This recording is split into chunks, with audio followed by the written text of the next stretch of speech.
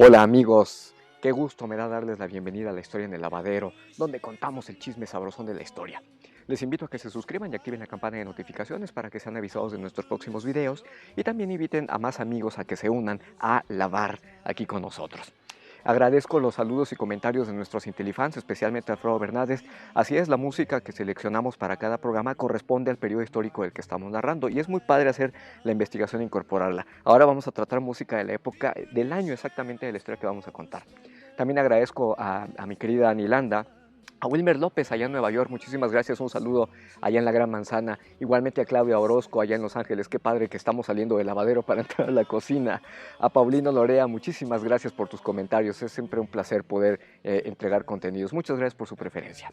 Pues bueno, hoy es 6 de junio, y es día de las elecciones en Perú y en México, así que vayan a votar y cumplan con el deber cívico de ejercer su poder ciudadano. Y bueno, ya después de este anuncio parroquial, pues vamos al chisme de hoy. Este 6 de junio se están cumpliendo 77 años de una auténtica hazaña histórica en defensa de la libertad. Y bien vale la pena contarla y recordarla muy bien, porque es la fecha del desembarco aliado en las costas de Normandía durante la Segunda Guerra Mundial, el famoso día D, cuando los aliados, cuando los países, diferente ideología, diferentes identidades, diferentes idiomas, incluso de ideologías bien opuestas, se pudieron aliar para vencer a una tiranía. Así es que bueno, vamos a comentar los antecedentes. En primera, entendamos que, como lo dijimos en el programa anterior, las guerras mundiales son resultado del acomodo de las potencias imperialistas para repartirse el mundo. Después del imperio de Napoleón, los imperios previos perdieron su influencia mundial y sus territorios. Prácticamente América quedó desligada de Europa y los imperios ahora debían repartirse lo que quedaba del mundo. En reacción al imperio francés surge el orgullo nacionalista de los rusos, de los ingleses, de los austrohúngaros, de los franceses y del nuevo imperio alemán, siendo los rusos, ingleses y alemanes los que ambicionaban el enclave que poseían los austrohúngaros. Y bueno, ese enclave lo tomaron porque el imperio otomano estaba en pleno declive. Y la Primera Guerra Mundial comenzó por las alianzas que había entre rusos, ingleses y franceses en oposición a alemanes, austrohúngaros e italianos.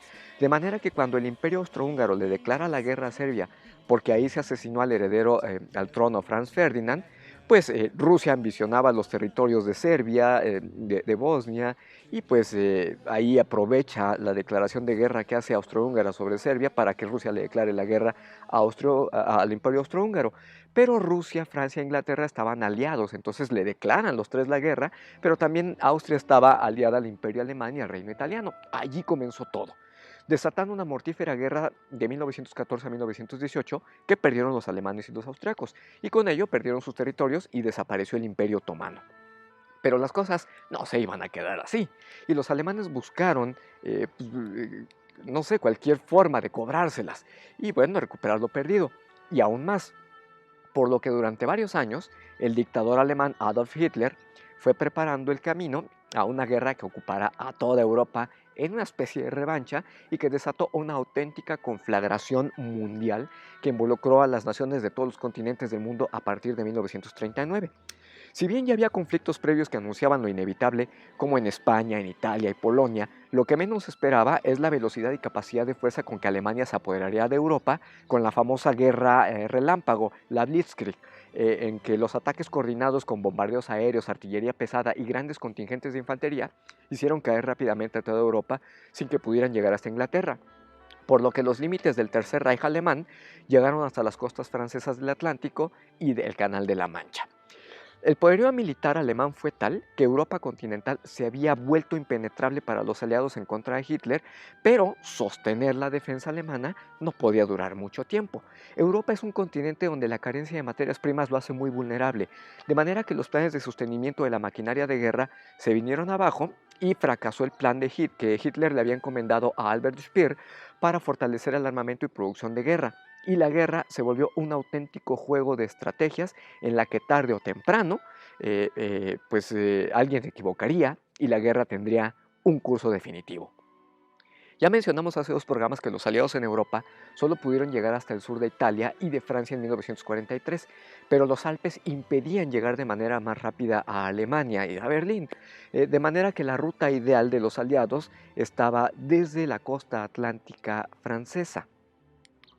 Al igual que Napoleón Hitler fracasó en su intento por invadir la Unión Soviética y su derrota en 1942 abrió un frente oriental por el que los aliados soviéticos pudieron acercarse a Alemania.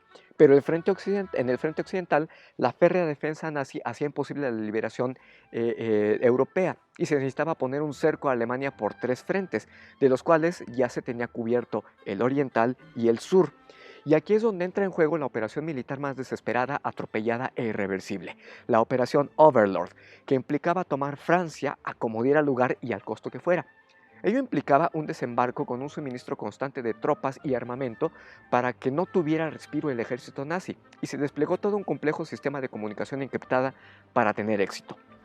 Como los servicios de inteligencia y espionaje de ambos bandos en la guerra ya estaban muy sofisticados, las comunicaciones se podían interferir y descifrar los mensajes para frustrar cualquier plan de defensa militar, por lo que la operación Overlord se tuvo que planear considerando falsos mensajes y señuelos para evitar cualquier filtración de información, que incluía misiones sin informes a los contingentes militares, así como despliegues militares engañosos, misiones de distracción y emplazamientos inútiles que volvieran locos a los mandos nazis.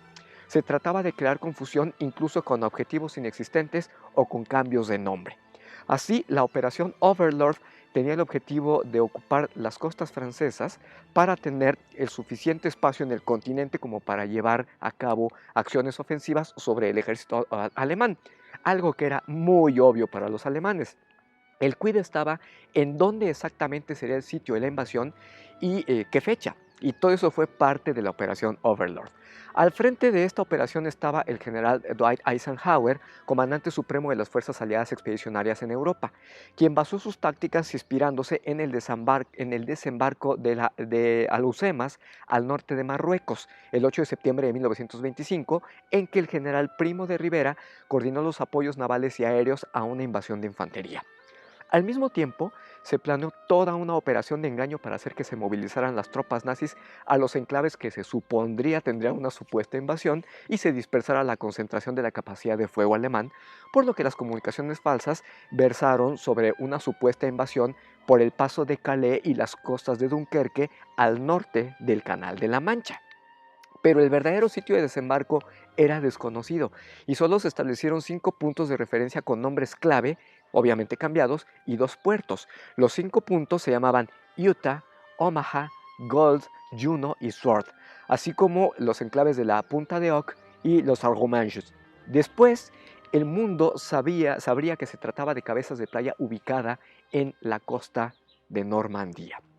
La fecha de operación también era un misterio y solo se le conoció como el día D, y solo se supo hasta después de iniciado el bombardeo del 5 de junio de 1944 sobre Pernel y Holguet, enviándose naves anfibias en el siguiente orden. Tomando desde lo que es la península de Cotentin y hasta lo que es Caen, estamos hablando de los nombres clave de las playas Utah, Omaha, Gold, Sword y Gold y Sword, perdón, para ingleses, Utah y Omaha para estadounidenses y un enclave llamado Juno para tropas canadienses para que fueran invadidas por tropas anfibias. Pero antes de la movilización se puso en marcha el plan de engaño. Desde 1943 se contrataron actores, guionistas, carpinteros y expertos en efectos especiales para crear un falso ejército. Ahí están los chismes. Se llamaba el primer grupo del ejército de los Estados Unidos, FUSAG por sus siglas en inglés, First United States Army Group. Todos al mando del famoso y experimentado general George Patton y con el apoyo de Inglaterra, Estados Unidos, Canadá, Australia y la Unión Soviética. Así es, los países que estaban pues con ideas bien diferentes, divididos por la ideología, estaban unidos por el interés común de poner un freno a la tiranía de Hitler.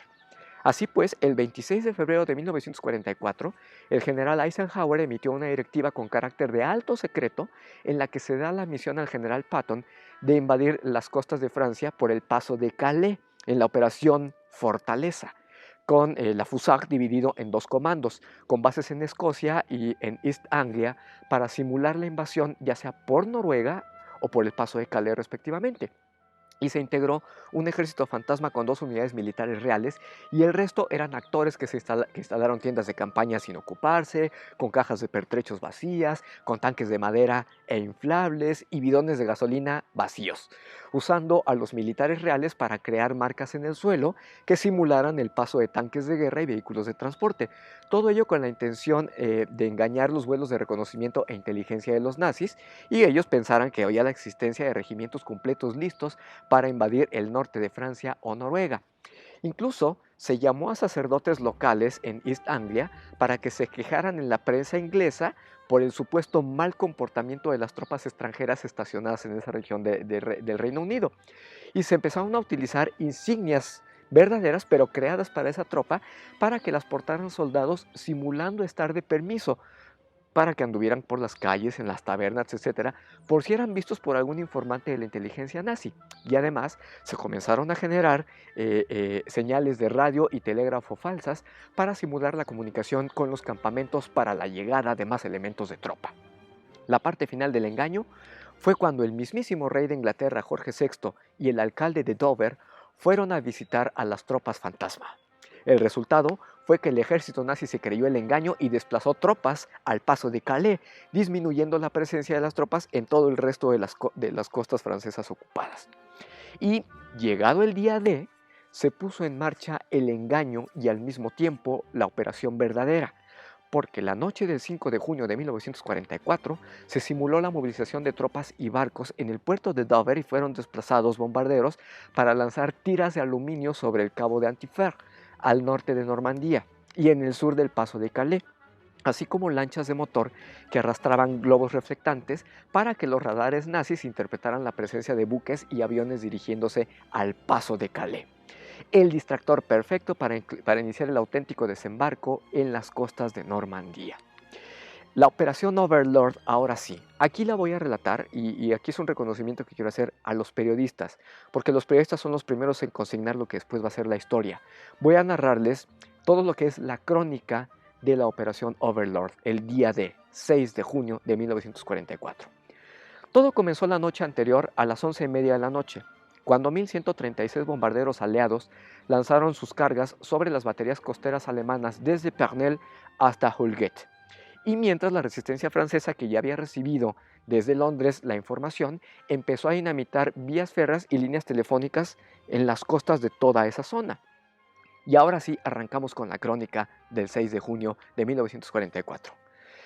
0 horas con 10 minutos. Saltan sobre la península de Cotentin pequeñas unidades tácticas y paracaidistas estadounidenses para señalizar el lugar en el que se debía tomar tierra el grueso de las divisiones 101 y 82 aerotransportadas. Mientras que en el río Orne, en Ranville, Tufferville y Varaville, hacen lo propio unidades tácticas británicas para facilitar la llegada de los hombres de la sexta división.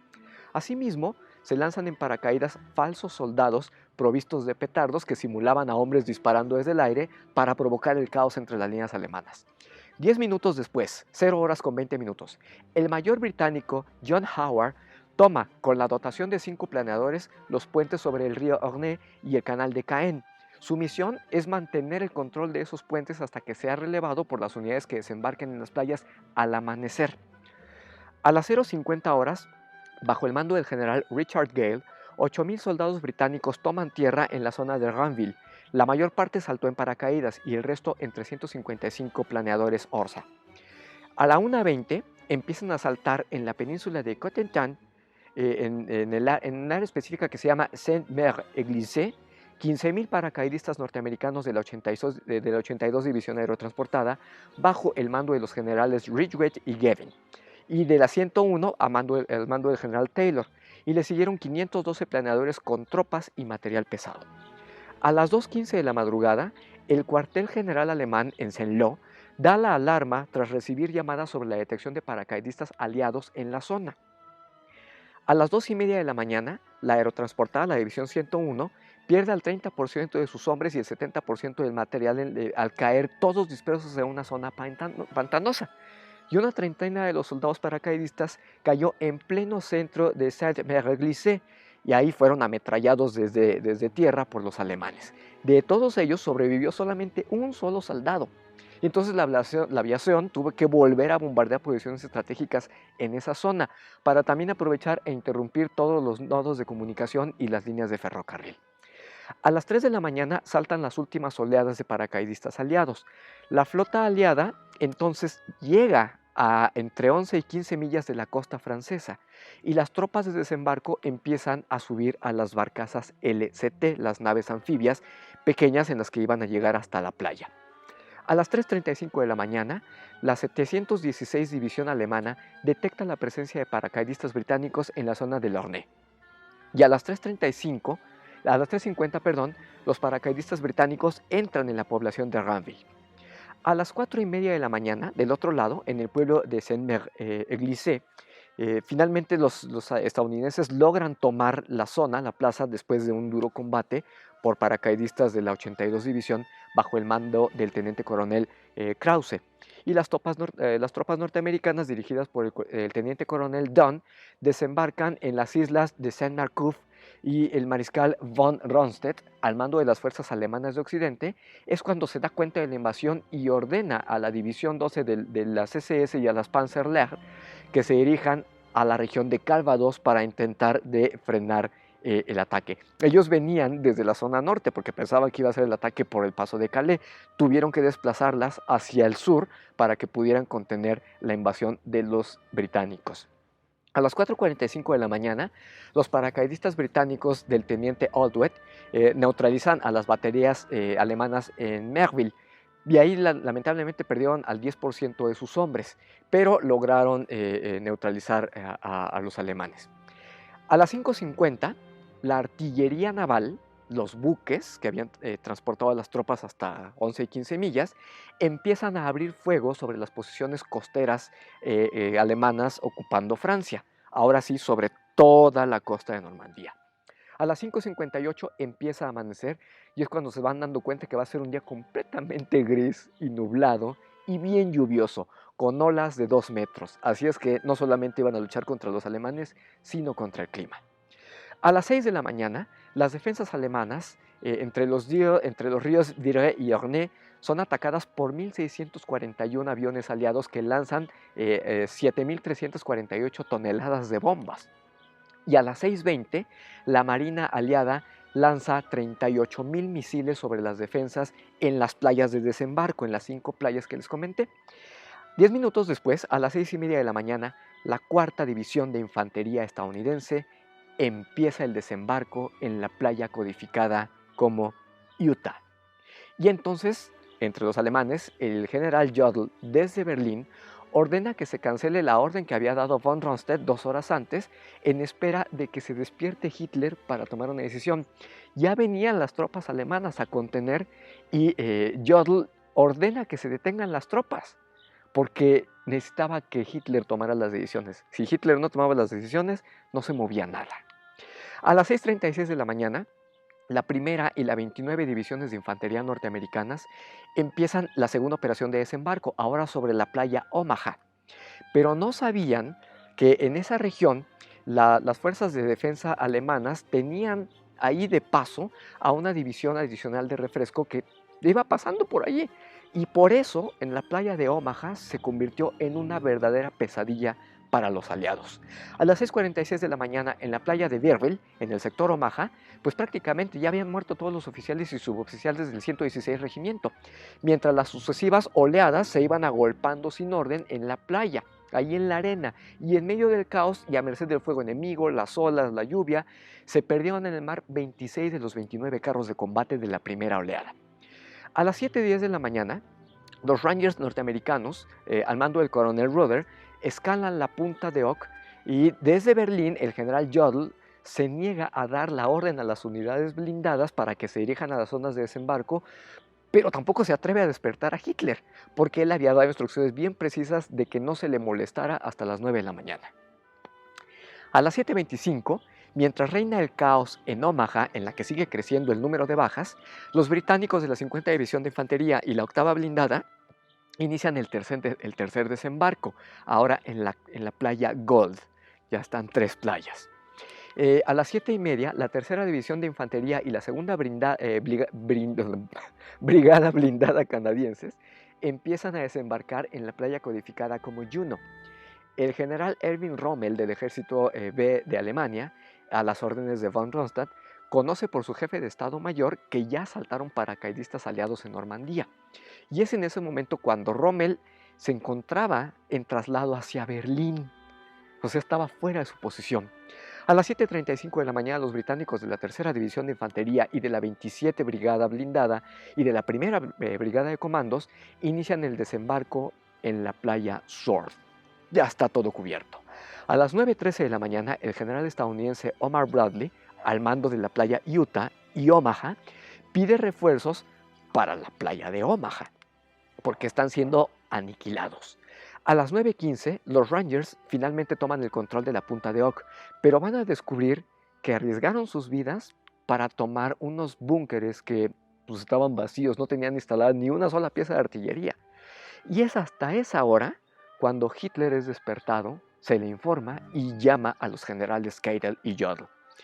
A las 9:17, el cuartel general aliado emite un mensaje en el que informa a todas las tropas que ya se inició la invasión del continente europeo. Y Hitler ya va con mucho tiempo de retraso. A las 9:30 de la mañana, en la playa Utah, los blindados norteamericanos avanzan en un arco de 3 kilómetros y del otro lado, en la playa Sword, los británicos se lanzan al interior y toman Hermanville. Y entonces los canadienses también empiezan a conquistar Meuvain. Entonces ya tenemos 3 zonas en donde se empieza a cerrar la pinza sobre toda la región de Normandía. A las 10 de la mañana en Omaha, los estadounidenses finalmente logran abrir un par de brechas entre las líneas alemanas, una hacia el poblado de Saint-Laurent y otra hacia el oeste. Pero el grueso de las tropas sigue atorada ahí en la playa y a merced del fuego alemán. El general Speidel confirma a Erwin Rommel que ya empezó la invasión en Europa y entonces Rommel cancela su ida a Berlín y decide regresar a su posición. A las 11:30 de la mañana, los norteamericanos despejan finalmente el camino a Saint-Laurent. Hay una ruta de escape finalmente en Omaha. A las 12 del día, se empiezan a atascar hombres en la playa de Sword y los canadienses llegan a Langrune. Los Royal Marines británicos alcanzan Port Enveson y es a esa hora, a las 12, cuando Churchill informa al Parlamento británico que ya están invadiendo Europa. A las 12:30, el desembarco de una brigada de reserva canadiense en Bernier provoca un atasco en la playa y eso impide que los canadienses sigan avanzando hacia el interior y el retraso se da hasta las 3 de la tarde. A la 1, la situación sigue complicada en Omaha. Siguen aumentando las bajas, mientras que en Utah las tropas desembarcadas establecen contacto con los paracaidistas que habían caído en la madrugada, tienen el control de la zona y los británicos ya toman las baterías de Colleville-sur-Orne, están cerrando el cerco. A la 1:30, el mayor Howard es finalmente relevado en los puestos de Lorne por los comandos de Lord Lovat, tras toda una noche de agotadores combates. Se suponía que solamente iban a estar esperando 5 horas y terminaron esperando 12 horas. A las 2 de la tarde, los ingenieros norteamericanos abren finalmente una vía para que los blindados puedan salir de la playa de Omaha y empiecen a tomar control de la zona. A las 4 de la tarde, Erwin Rommel se llega apenas a su cuartel general en La Roche-Guyon y los británicos logran tomar la playa de Arromanches, pero se frena su avance para encontrarse con el resto de los británicos en el camino hacia Caen. Y a las 4:30 los británicos toman Hamel. Se está cerrando el cerco. A las 7 de la noche en Omaha, finalmente los norteamericanos logran entrar a Vierville y combaten en torno al poblado de Saint-Laurent.